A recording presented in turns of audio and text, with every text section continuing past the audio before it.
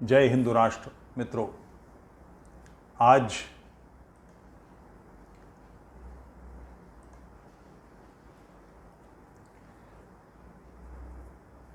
अद्भुत त्याग का, बलिदान का, शौर्य का चित्तौड़ का राजवंश, उसके सबसे प्रमुख नाम, जो सबसे चर्चित नाम है, बड़े बड़े लोग हैं, उनमें आज महाराणा प्रताप जी का जन्मदिन है। तो उस पर आज चर्चा करने के लिए हमारे बीच में डॉक्टर ओमेंद्र रत्नू हैं। मैं सभी श्रोताओं की ओर से और चैनल की ओर से आपका स्वागत करता हूं। जय हिंदू राष्ट्र। बहुत प्रेम आपको सभी देखने वाले। इतिहास में कुछ लोग अपना नाम अमर कर जाते हैं। इसमें मार्केटिंग भी काम करती है, कुछ मेहनत भी काम करती है, कुछ उनका पौरुष शौर्य भी काम करता है। मार्केटिंग शब्द इसलिए मैंने इस्तेमाल किया, जैसे अहोम वंश है, उसकी इतिहास में चर्चा नहीं होती। बहुत तेजस्वी वंश है, धूल चटाई बड़े बड़े तीसमारखाओं को। उन्होंने कचवाहा लड़ने गए थे, उनको नाप तोल के सबको सीधा कर दिया। ये जो पातशाही है, ये भी गई थी इनके साथ में घोड़े पर बैठ के, इसका भी बाजा बजा, इसका भी उसको भी बाजा बजाया। तो वीर विनोद में वर्णन आता है। हाँ, ऐसे तेजस्वी लोग हैं। आपने एक पुस्तक महाराणा सहस्त्र वर्षों का धर्म युद्ध लिखी है। मैं महाराणा पर पढ़ रहा हूँ, बिल्कुल मतलब आपने बिल्कुल जैसे कहते हैं कि आंसुओं से, रक्त से उसको लिखा है, बिल्कुल हृदय के अधिकार हैं। इस चयन का कारण आपके लिए क्या था? फिर मेरा पोस्ट ग्रेजुएशन उदयपुर में हुआ, आरएनटी मेडिकल कॉलेज में। मैंने ईएनटी की जो मेरी शिक्षा है, डॉक्टर ए के गुप्ता साहब प्रोफेसर हैं, उनके सानिध्य में ली। उदयपुर से मेरे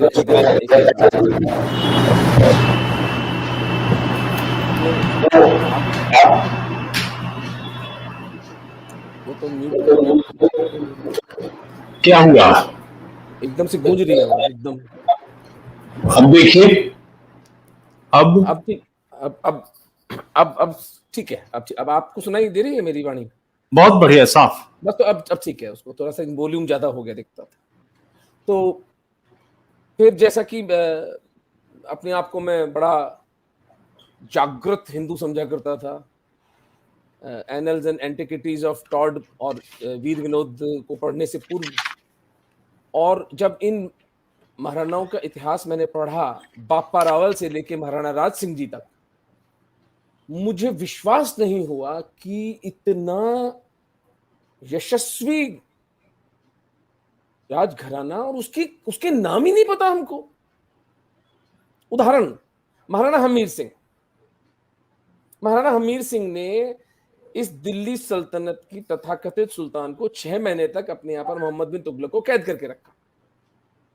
सिंगोली की लड़ाई में अपने से 3 गुनी सेना को पराजित किया सिंगोली के युद्ध में, और तब जबकि उनके पास कुछ नहीं था।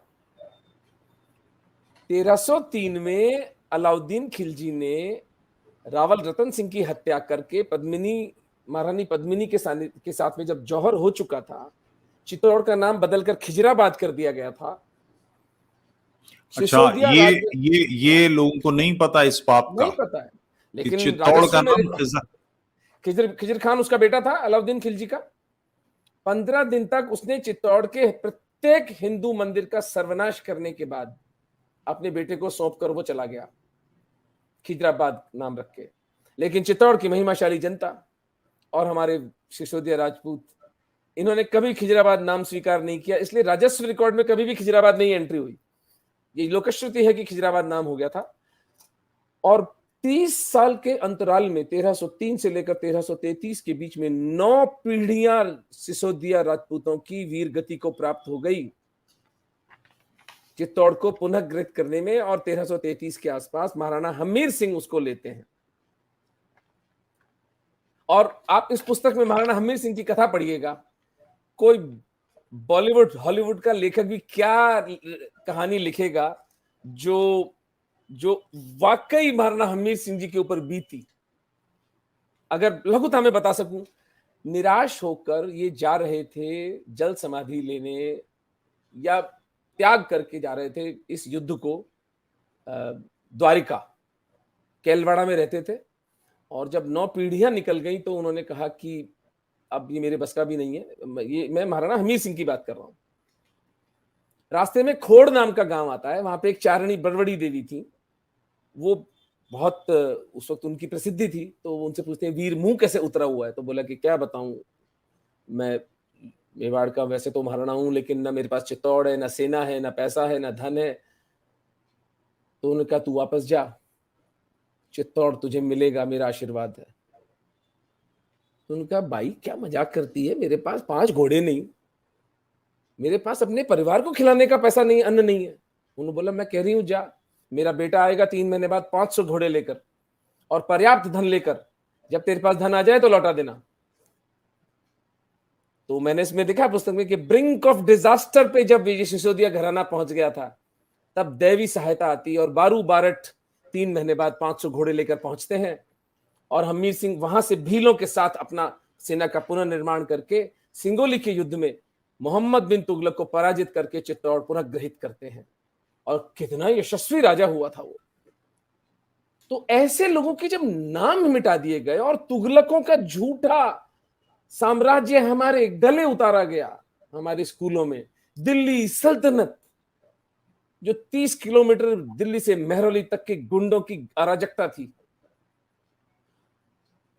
आप देखें संगा का और कुंभा का काल, कुंभा का राज्य अफगानिस्तान से लेकर के मालवा तक और ऊपर बयाना से लेकर महाराष्ट्र तक कुंभा का राज्य था।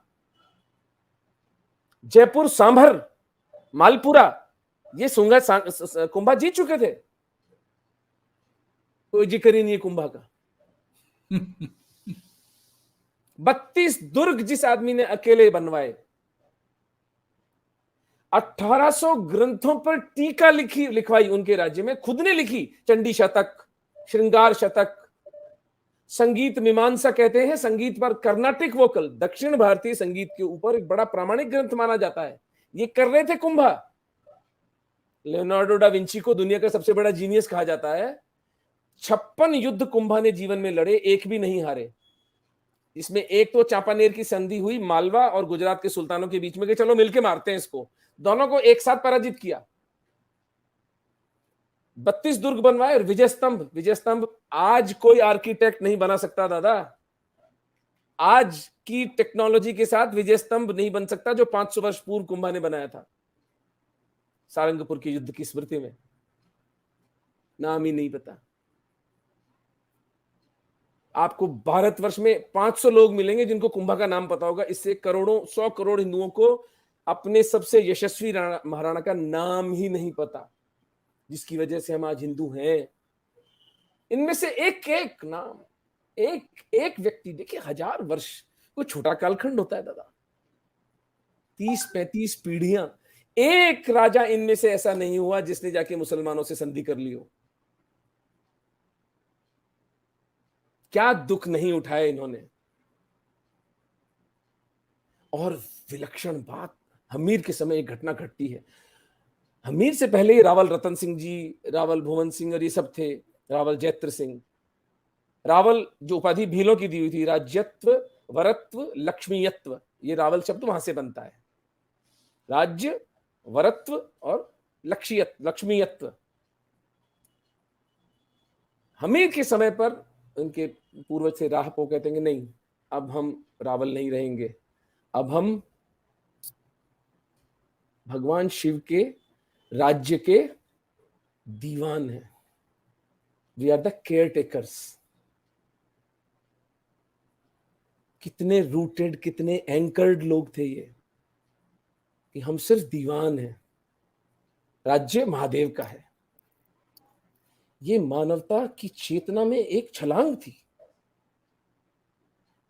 कि स्वयं उस अथॉरिटी, सत्ता के लिए यहां कैसे श्वानों की तरह ये आज के हम देखते हैं, यही लोग थे।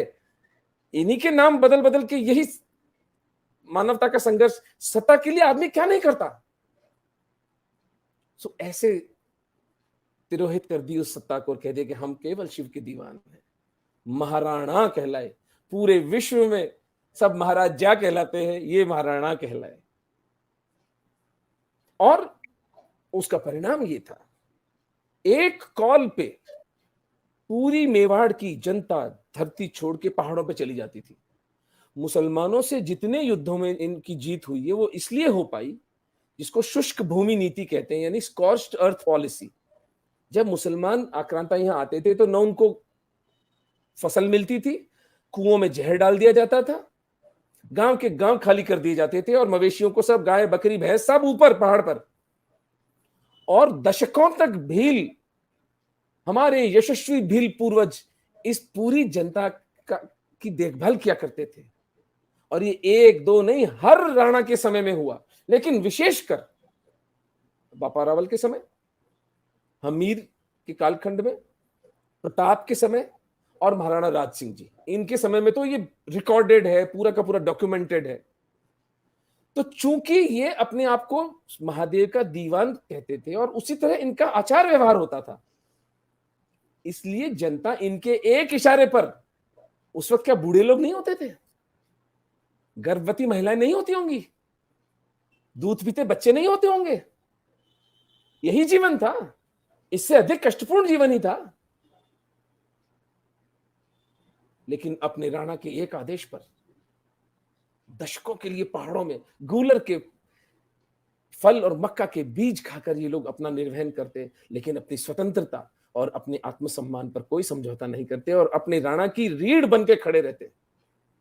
राणाओं को तो फिर भी समय पे भोजन मिलता होगा, शिकार भी कर लेते थे, मांस भी खा लेते होंगे, क्षत्रिय थे। ये ब्राह्मण साधारण बेचारे बनिए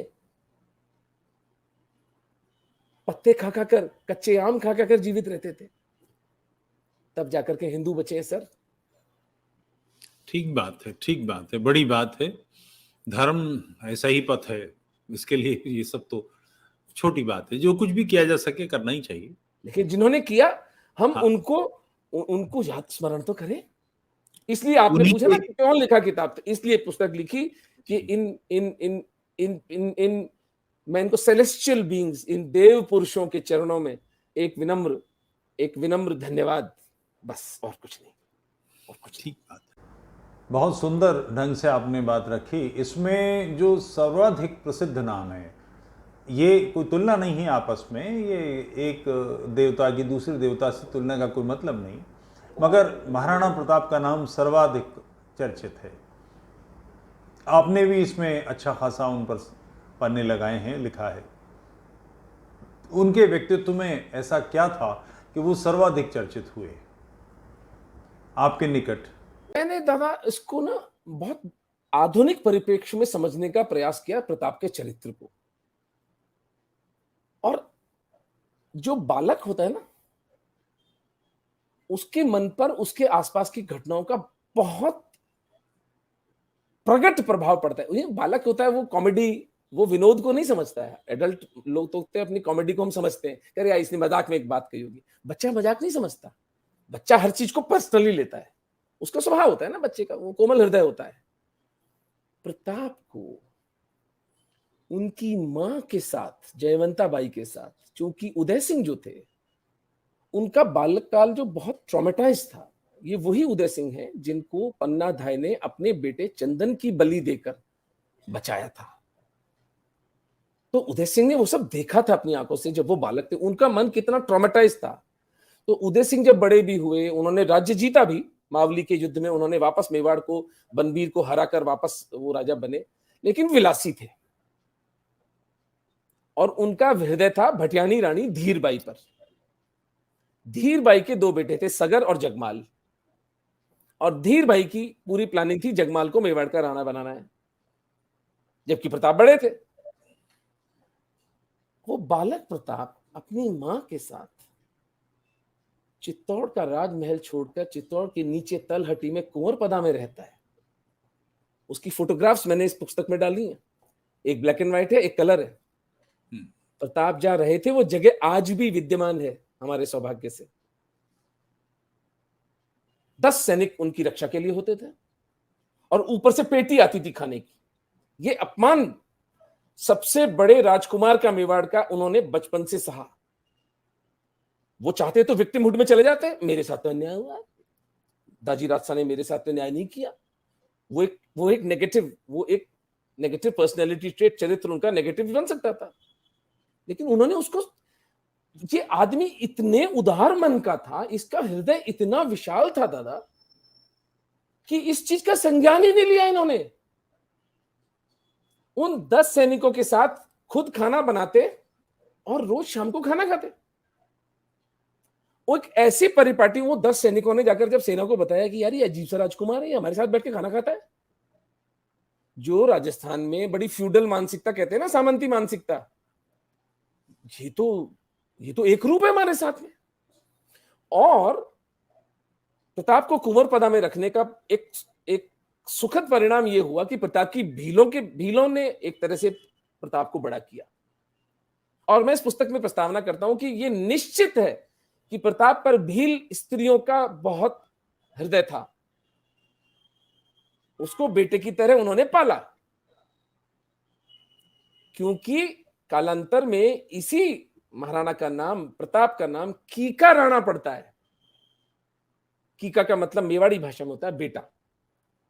पूरे मानव इतिहास में आपको ऐसा उदाहरण नहीं मिलेगा जहां राज्य की जनता अपने महाराणा को कीका राणा कहती है, बेटा राणा, और उसको वो सहज स्वीकार करते हैं, यहां मैं कीका हूं, मैं तुम्हारा बड़ी बात है। बेटा हूं। अपमान और विक्टिमहुड की अंधेरी वीथियों में ये व्यक्ति नहीं भटका, अपने अपमान को अपनी स्ट्रेंथ बनाया इस आदमी ने। विलक्षण आदमी था। और मॉडर्न कॉन्टेक्स्ट में हम जिस तरह से परिवारों के अंदर विखंडन देख रहे हैं, बेटे बाप से नाराज है, बाप बेटे का खून पी रहा है, तू पढ़ाई अच्छी नहीं करता, ये नहीं करता, तेरे को एकेडमिक्स में सुसाइड हो रही है, ये हो रही है। उतने विपरीत काल में एक व्यक्ति केवल अपनी कर्तव्य निष्ठा पर चल रहा है, कोई लेना न कोई देना। और फिर जब प्रताप का राज्यारोहण 1572 में, दादा विलक्षण घटना बताता हूं आपको, मेवाड़ में कोई इंटरजेनम नहीं होता, यानी कि अगर एक राजा का देहांत हुआ है तो जो प्रीस्ट, जो पंडित पुरोहित तर्पण और जो अंतिम क्रिया कर रहा है, वही राज्याभिषेक भी कर देता है राजकुमार। मेवाड़ की गद्दी खाली नहीं रहती थी। तो अक्षयमान सोनगरा और रामशाह तंवर जो मुख्य सामंत थे, प्रताप के मामा थे अक्षयराज सोनगरा, तो उन्होंने कहा कि सगर जगमाल कहाँ है, जहां जब, क्योंकि प्रताप अंत्येष्टि के लिए नहीं गए थे, क्योंकि जो प्रताप राजा बन चुके थे, ये सब माना जा रहा था।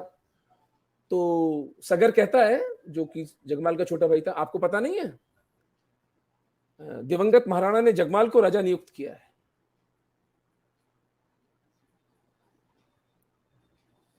अब प्रताप चेतक पर अपनी काठी बांधते हैं और सिंध जाने के लिए अपने परिवार को बोलते हैं कि हम राज्य खाली करके जा रहे हैं। तब मेवाड़ के यशस्वी सामंत उनका मार्ग रोकते हैं, बोले आप कहां जा रहे हैं? तो कहते हैं दाजी राजसा का आदेश है, मैं राजाज्ञा का उल्लंघन नहीं करूंगा। दाजी राजसा ने जगमाल को राजा बनाया है, मैं घर में गृह कलह नहीं करूंगा। तो उन्होंने कहा आप राजाज्ञा का उल्लंघन नहीं कर रहे, हम कर रहे हैं। क्योंकि यदि जगमाल मेवाड़ का राणा बना, चित्तौड़ जा चुका है, साक्य की घटना हो चुकी थी, चित्तौड़ राजपूतों के हाथ से निकल चुका था, अकबर के हाथ में था। मेवाड़ का सर्वनाश और हमारी दास्तान निश्चित है, हम राजाज्ञा का उल्लंघन कर रहे हैं। बहुत भारी मन से प्रताप को विनती कर करके रोका गया।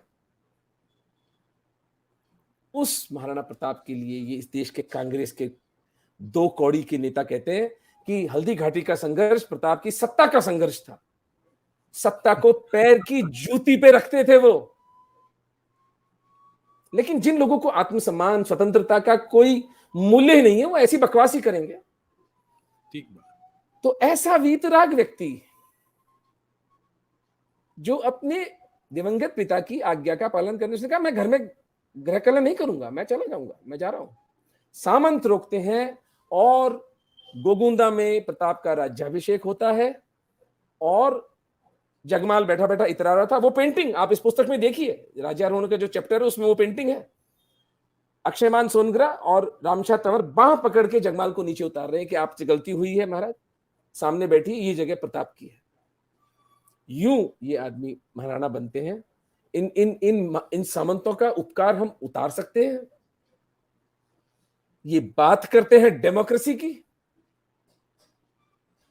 डेमोक्रेसी हिंदुओं के रक्त में है कि अगर वो योग्य नहीं है राजा तो उसका अनुमोदन नहीं हो सकता। ठीक बात, विद्रोह कर दिया गया।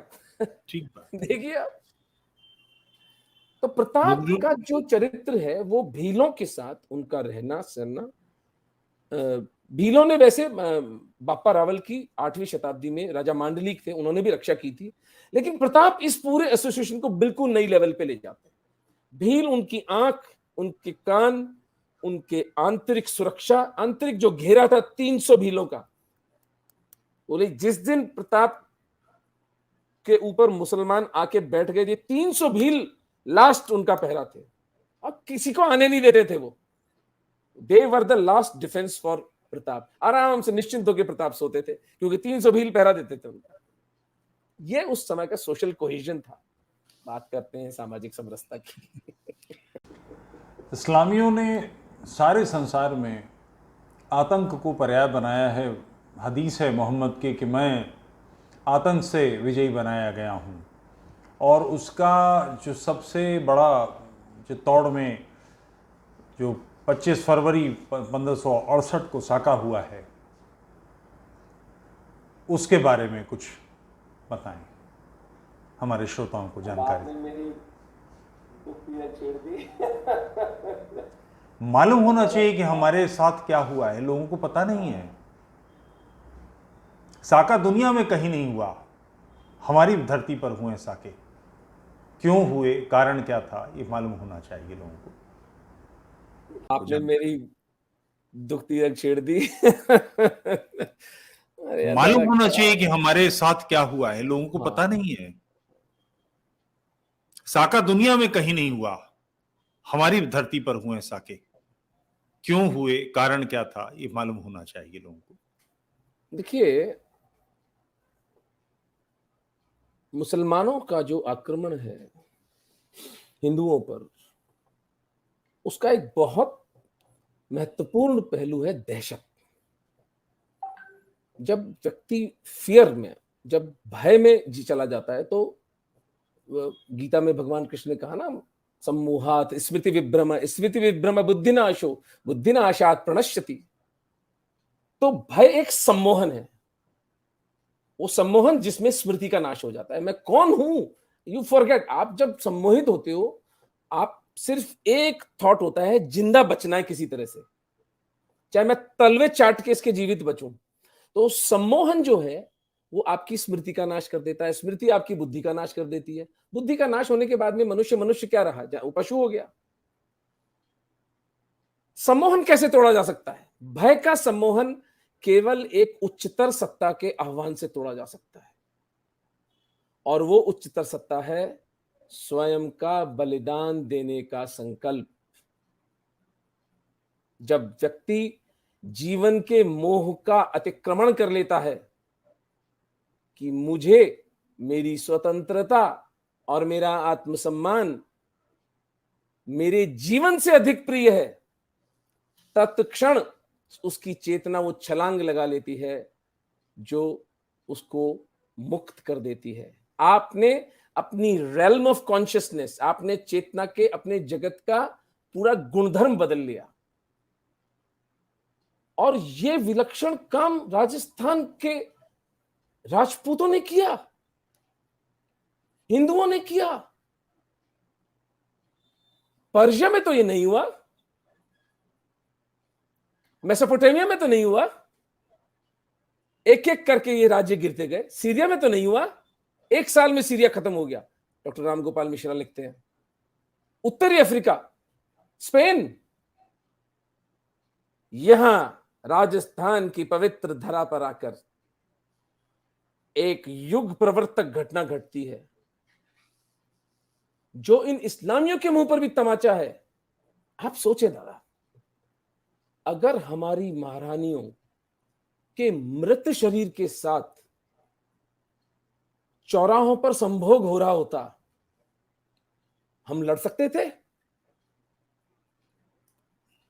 हम टूट जाते, एक समाज के रूप में हम टूट जाते। वो संभावना ही समाप्त कर दी इन यशस्वी महारानियों ने।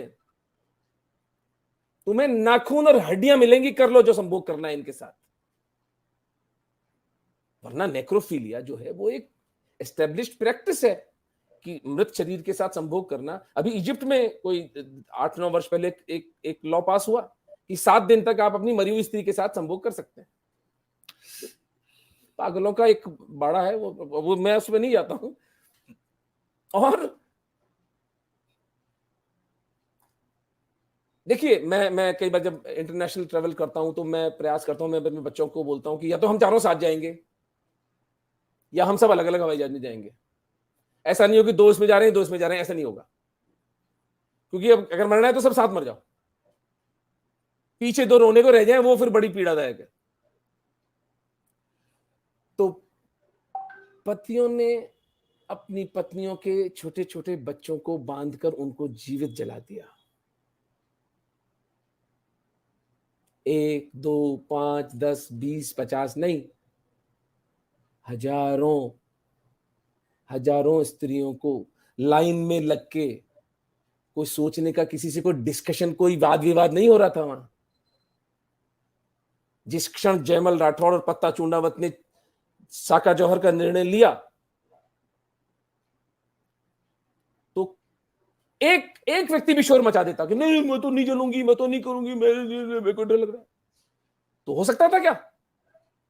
आप किसी को धक्का देके जला सकते हो क्या? तमाशा हो जाएगा। चुपचाप सब लाइन में लग गए और एक एक करके जीवन मिट्टी के घड़े की तरह फूटता गया। 10,000 स्त्रियां अपने बच्चों को अपने बांध कर इस गोरी चमड़ी की फफोले बनकर रक्त की धमनियां फट फट के उनकी मृत्यु हुई। वो 1.5-2 मिनट मरने से पहले कितनी भयंकर पीड़ा उन्होंने भुगती होगी, उसको इस देश के निर्लज्ज इतिहासकारों ने समर्पण कहा। मैं एक स्त्री का एक लेख पढ़ता था, मरने की क्या जरूरत थी, भोगदासी बन जाते। गौरव का भाव ही नहीं है जिनके अंदर वो ऐसी बेहुदा बात कह सकते हैं, आत्मोत्सर्ग। तो उस सत्ता का आह्वान एक समाज ने किया। ये व्यक्ति की बात नहीं हो रही है, पूरा समाज। अब उन चित्तौड़ के कंगूरों से उठती हुई लपटें, वो काला धुआं मृत्यु का 20 माइल्स तक हिंदू देख रहे थे। वो चीखें बच्चों की, वो जले हुए मांस, चंदन और घी की गंध नाकों में, मीलों तक हवा लेकर गई होगी उसको। और उस संकल्प के कारण उन हिंदुओं ने कहा कि जब हमारी रानियां जल गई तो इन हत्यारों के सामने समर्पण करने का कोई प्रश्न नहीं उठता।